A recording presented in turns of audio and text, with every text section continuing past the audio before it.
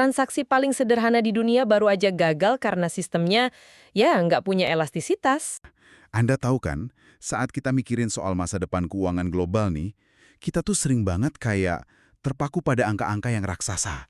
Miliaran, triliunan gitu. Selalu gambaran besarnya aja yang dilihat. Tapi, di sesi eksplorasi mendalam kita hari ini, kita bakal ngelihat gimana krisis justru terjadi pas kita mengabaikan hal yang paling mikroskopis. Iya, Kita bakal bahas kenapa angka 0 di belakang koma yang sering kita anggap cuma debu matematika doang, itu ternyata adalah fondasi paling krusial buat ekonomi masa depan. dan ini fondasi yang benar-benar lagi dibangun sekarang loh. Dan dilema kopi tanpa kembalian tadi itu bawa kita ke tumpukan catatan teknis yang luar biasa menarik hari ini. Bersumber dari dokumen internal Pi Network, kita bakal ngebedah apa yang mereka sebut sebagai revolusi 7 desimal. Setuju dan menyukai tayangan ini, berikan komentar-komentar terbaiknya untuk Yasdar TV lebih berkembang dan berkualitas. Biasakan selalu mencari informasi dan berita lain sebagai referensi dan pembanding untuk menguji kebenaran informasi yang admin sajikan. Bersama Anda kami tetap mengudara.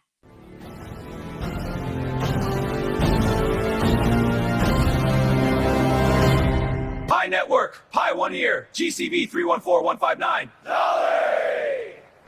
พวกเรารอ Pi Network Pioneer GCV 459 $. 7 desimal, kedengarannya teknis banget tapi implikasinya masif. Karena kalau Anda yang dengerin ini cukup ngikutin dunia kripto, Anda pasti tahu standar industri itu udah ada. Satoshi Nakamoto ngasih Bitcoin 8 angka desimal kan? Iya, standar Satoshi. Vitalik Buterin bikin Ethereum dengan 18 desimal. Ketika sumber kita hari ini menyoroti dokumen teknis bernama PIRC2 dari Pi Network, Yang baru aja nyelesain perdebatan panjang mereka kan? tepat. Mereka menetapkan standar jaringan mereka ini persif di angka 7 desimal. Itu kan ngundang tanda tanya besar. Kenapa harus angka 7? Apa sih inti dari perselisihan teknis yang baru aja mereka selesaikan di PIRC2 ini? Jadi buat paham kenapa dokumen PIRC2 ini sangat krusial, kita harus lihat ke balik layar dulu. Gimana sih sebuah blockchain itu beroperasi secara teknis? Jadi setiap kali ada penambahan 1 digit desimal aja ke dalam sistem komputasi global, itu Anda secara eksponensial ningkatin jumlah data yang harus diproses. Dan juga harus disimpan sama setiap node di jaringan. Berarti makin banyak angka 0, makin berat kerjanya ya. Dalam ilmu komputer, kita sering nyebut ini sebagai state bloat atau pembengkakan data.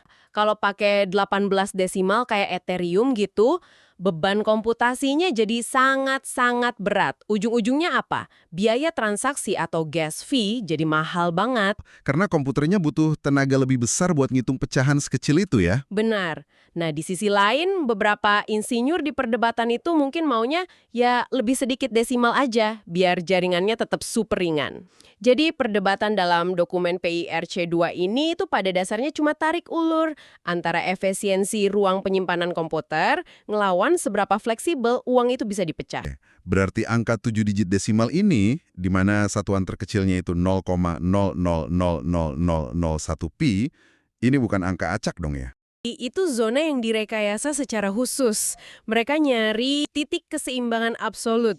7 desimal itu cukup ringan buat nyegah jaringan dari pembengkakan data yang melumpuhkan tadi, tapi cukup dalam juga buat nangani transaksi mikro secara global tanpa hambatan.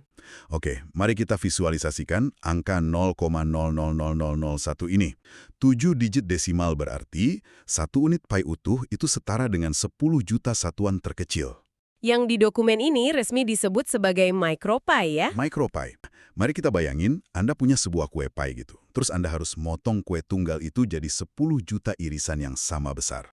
Buat apa repot-repot motong sekecil itu?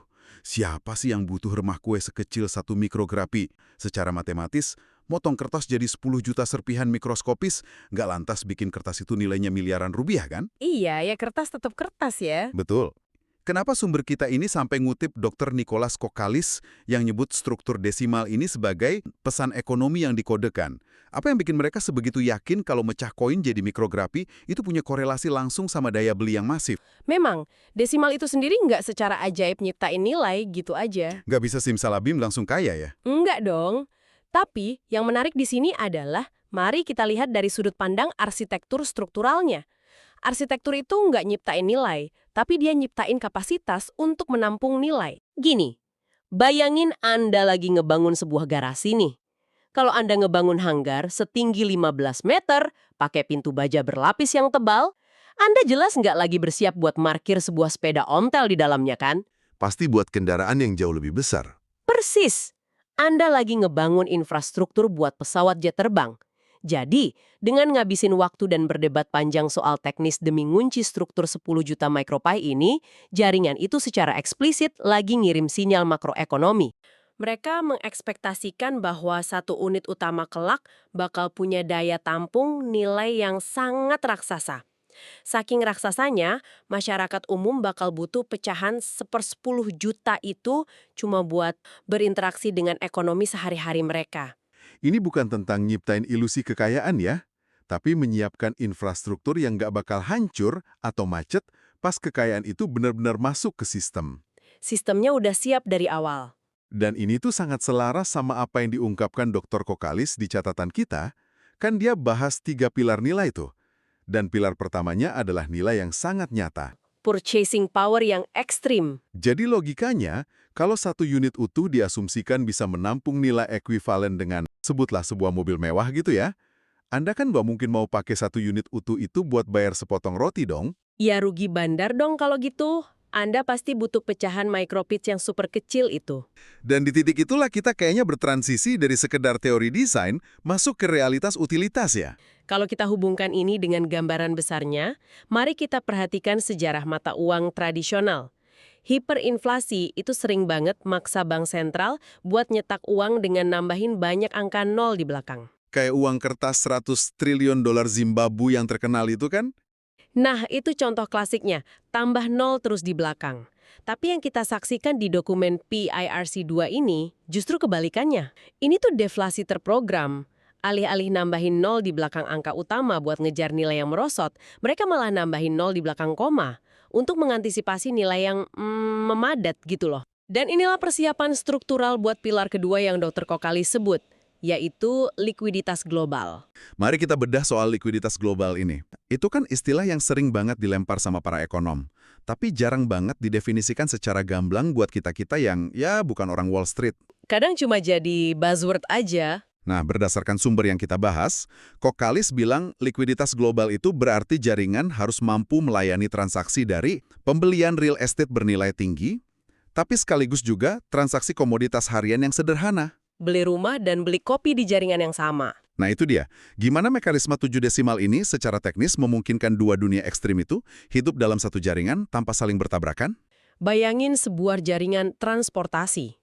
Ada kereta api kargo super cepat antar benua yang mampu langkut ribuan ton baja dalam satu jalan.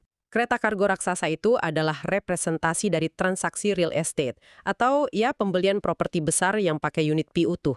Kereta ini super efisien buat mindahin nilai masif, instan, melintasi perbatasan negara. Tapi pertanyaannya, gimana kalau Anda cuma mau pergi sejauh 2 blok ke depan buat beli koran atau jajan gorengan? Saya bakal butuh jaringan transportasi lokal yang lebih ringan. Mungkin kayak kereta komuter perkotaan, atau ya sekedar sepeda listrik aja. Dan dalam ekosistem Pi ini, 10 juta microPie itulah yang berfungsi sebagai sistem transportasi lokalnya atau sepeda listriknya. Jadi ada kereta kargo dan sepeda listrik di satu tempat. Persis. Sistem ini mastiin bahwa kereta kargo raksasa dan sepeda listrik harian itu beroperasi di atas kerangka matematis yang sama, tanpa butuh jaringan perantara pihak ketiga. Dan jujur aja, ini letak kelemahan Bitcoin saat ini loh. Kelemahan Bitcoin yang mana maksudnya? Bitcoin itu memang sangat bagus sebagai penyimpan nilai makro, kayak emas digital lah. Tapi coba deh Anda pakai Bitcoin buat beli secangkir kopi. Wah, saya ingat pernah dengar soal ini. Biaya adminnya bisa lebih mahal dari kopinya, kan? Tepat. Anda berhadapan sama gas fee atau biaya jaringan yang sering lebih mahal dari harga kopi itu sendiri. Belum lagi waktu nunggunya yang bisa berjam-jam. Jadi, konsep likuiditas global dengan standar PIRC2 ini memang dirancang khusus buat ngehapus friksi yang kayak gitu ya. Skala makro dan mikro benar-benar bisa jalan beriringan, tanpa hambatan. Itu ngasih perspektif yang sangat jernih sih.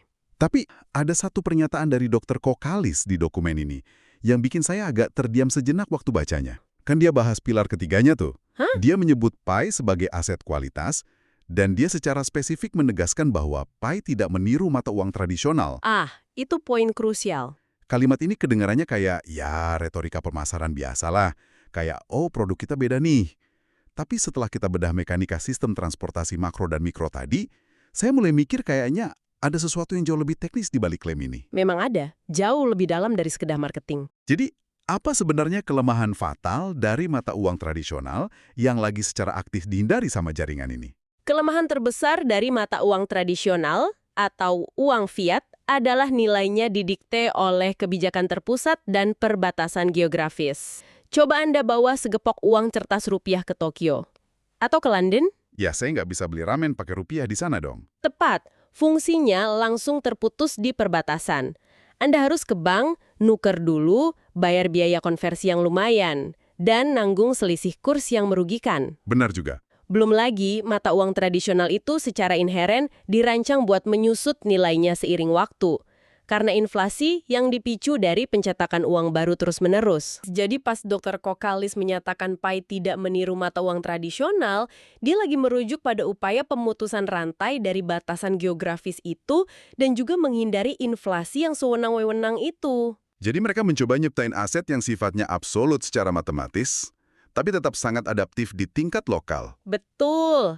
Dan kata adaptif secara lokal itu kunci banget. Nah, frasa adaptif secara lokal ini bawa kita ke poin konklusif yang paling mengundang rasa penasaran nih dari semua materi kita hari ini. Karena di sumber kita dicatat kalau revolusi 7 desimal ini pada akhirnya bertujuan untuk, dan saya ngutip langsung ya, terintegrasi dengan pengeluaran berdasarkan mata uang lokal. Ya, itu di ultimate goal-nya. Gimana caranya sebuah sistem keuangan yang beroperasi di ranah digital tanpa batas geografis dengan pecahan 0,000001 itu bisa benar-benar masuk ke dalam struk belanja warung di sudut jalan Jakarta atau pasar tradisional di Buenos Aires. Disinilah jenius presisi 7 desimal tersebut bekerja. Dia itu berfungsi sebagai jembatan algoritmik. Bayangin Anda adalah pemilik warung nih. Harga sebungkus kopi instan yang Anda jual adalah Rp5.000. Nah, kalau sistem kripto yang dipakai cuma punya 2 angka desimal misalnya, dan koin itu nilai globalnya sangat tinggi, karena pecahannya mentok, Anda mungkin terpaksa harus ngebulatin harga di warung Anda. Bisa jadi naik ke Rp5.500 atau turun ke Rp4.500. Cuma biar angkanya pas sama pecahan kripto yang tersedia. Jadi pembulatan ini yang nyiptain friksi itu. Kalau dibulatkan ke bawah, merchant kehilangan margin keuntungan. Kalau dibulatkan ke atas, pembeli yang ngerasa dirugikan. Kalau kita bayangin ini terjadi jutaan kali sehari di seluruh dunia, ada miliaran dolar nilai yang menguap begitu aja dong, masuk ke celah ketidakpresisian matematika itu. Nah, 7 angka desimal tadi memastikan bahwa sistem konversi antara nilai global Pi dan harga lokal rupiah atau mata uang apapun di dunia bisa dikalibrasi hingga fraksi sen yang paling kecil. Jadi integrasinya mulus banget ya? Sangat mulus kejadiannya di latar belakang lewat antarmuka aplikasi. Buat Anda yang lagi beli kopi, Anda cuma ngelihat harga kopi itu. Buat merchant, mereka nerima nilai presisi tanpa ada selisih kerugian sepeser pun. Tanpa kedalaman 10 juta mikropici ini, integrasi lokal itu secara matematis mustahil dilakukan tanpa mengorbankan stabilitas harga si pedagang. Inilah makna sebenarnya dari membangun masa depan tanpa gangguan dalam perdagangan. Jadi resolusi dokumen PRQ2 ini tuh awalnya mungkin kelihatan sama beberapa pengamat luar cuma sebagai perdebatan sekelompok kutu buku komputer aja, sekedar ributin seberapa panjang rentetan angka di layar. Padahal kenyataannya, ini adalah penyelesaian cetak biru dari ekonomi sirkular global ya. Mereka lagi mastiin kalau saat sistem ini akhirnya mencapai skala penuhnya, nggak ada pedagang kecil yang tertinggal karena sistemnya terlalu kaku, dan nggak ada investor besar yang terhambat karena sistemnya terlalu dangkal. Dan ini sekaligus menyoroti pergeseran paradigma yang sangat mendasar loh. Selama dekade terakhir ini, kan publik memandang mata uang digital murni cuma sebagai aset spekulatif. Sesuatu yang Anda beli, terus Anda simpan di dalam dompet digital Anda, dan dibiarin mengendap itu aja. Harapannya harga naik 10 kali lipat terus dijual lagi jadi uang fiat. Nah, itu dia. Tapi arsitektur yang kita bedah hari ini nunjukin ambisi yang sama sekali berbeda. Arsitektur dengan 7 desimal ini menolak nasib sebagai sekedar aset spekulatif yang tertidur. Ia dirancang untuk sirkulasi yang konstan. Keberadaan skala mikron creepy adalah bukti tak terbantahkan bahwa jaringan ini berekspektasi uang tersebut bakal dibelanjakan, diputar, dan dipertukarkan setiap detiknya di seluruh dunia. Itu benar-benar mengubah seluruh cara kita memandang nilai aset itu sendiri sih. Mari kita tarik mundur sejenak dan melihat keseluruhan lanskap yang udah kita petakan hari ini. Sebelum admin lanjutkan, bagi sahabat yang memerlukan baju kebesaran P-Network, silakan untuk melakukan pemesanan dan sekaligus check out pada sejumlah link yang telah admin sematkan di kolom deskripsi.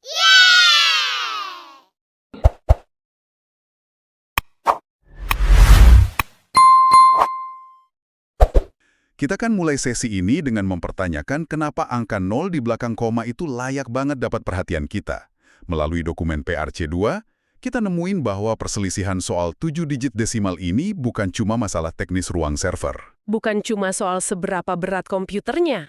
Ini penetapan zona Goldilocks yang menyeimbangkan efisiensi jaringan dengan kedalaman ekonomi. Kita ngebedah gimana pemecahan satu unit menjadi 10 juta micropai itu layaknya infrastruktur garasi raksasa yang sengaja dibangun buat menampung daya beli yang masif. Dan kita juga nge-explore gimana arsitektur tersebut ngebantu mewujudkan pilar Dr. Nicholas Kokalis tentang likuiditas global, di mana kereta kargo real estate dan sepeda komuter buat kopi pagi itu bisa beroperasi di rel yang sama tanpa gesekan. Dan pada akhirnya, 7 digit desimal itu berfungsi sebagai jembatan konversi presisi tinggi. Jembatan yang memungkinkan aset digital ini terintegrasi ke sistem mata uang lokal kita, tanpa adanya kerugian akibat pembulatan harga. Tanpa ada margin yang menguap ke udara. Ini tuh evolusi dari sekedar eksperimen teknologi menjadi urat nadi perdagangan yang hidup. Yang ngingetin saya pada kalimat penutup dari dokumen sumber kita yang kini kedengaran jauh lebih masuk akal setelah kita bongkar semua mekanikanya. Pi itu berharga dan langka. Pegang dengan kuat. Setelah ngelihat arsitektur yang dibangun di baliknya, kalimat itu kedengaran bukan lagi kayak slogan penyemangat ala marketing ya, tapi lebih ke sebuah analisis rasional atas kelangkaan yang memang sengaja diciptakan. Struktur matematis itulah yang memang mendikte perilaku koinnya di masa depan. Ya, infrastrukturnya menentukan fungsinya. Betul. Dan sebelum kita benar-benar menyudahi eksplorasi kita hari ini, ada satu dimensi psikologis yang menurut saya sangat pantas untuk Anda, para pendengar, renungkan lebih jauh secara personal. Kita udah bahas mekanikanya, komputasinya, dan makroekonominya, tapi coba bawa ini ke pikiran Anda sendiri. Jika arsitektur 0,000001 ini benar-benar berhasil beroperasi di skala global sebuah ekosistem di mana transaksi rumah bernilai ratusan ribu dolar dan transaksi permen senilai beberapa sen diproses dalam satu kesatuan ukur yang sama. Sebuah sistem nilai tukar yang sepenuhnya universal? Ya, sistem universal. Jika itu terjadi, gimana hal tersebut kelak bakal merombak total struktur kognitif Anda? Saat ini, otak Anda kan terprogram buat membagi barang jadi kotak murah atau mahal berdasarkan fluktuasi dan inflasi uang fiat di negara Anda. Tapi gimana kalau kelak Anda bertransaksi sehari-hari menggunakan sistem mikroskopis yang nilai dasarnya justru tidak tergerus inflasi, melainkan terus memadat? Akankah definisi psikologis Anda tentang apa yang berharga dan apa yang tidak berharga berubah selamanya? Karena ternyata masa depan keuangan global itu nggak selalu datang dengan suara gemuruh yang keras. Kadang-kadang ia merayap masuk dengan sangat tenang, bersembunyi tepat di ujung 7 digit desimal yang selama ini luput dari pandangan mata kita. Sangat diam tapi dampaknya masif. Terima kasih banyak untuk Anda yang udah ikut ngebedah dimensi mikroskopis namun masif ini bersama kami. Sampai jumpa di eksplorasi kita selanjutnya, dan teruslah menelusuri apa yang tersembunyi di balik angka-angka.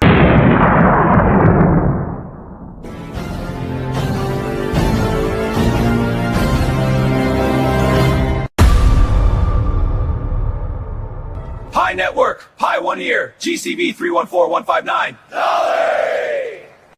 พวกเรารอ Pi Network Pioneer GCV $459 เย้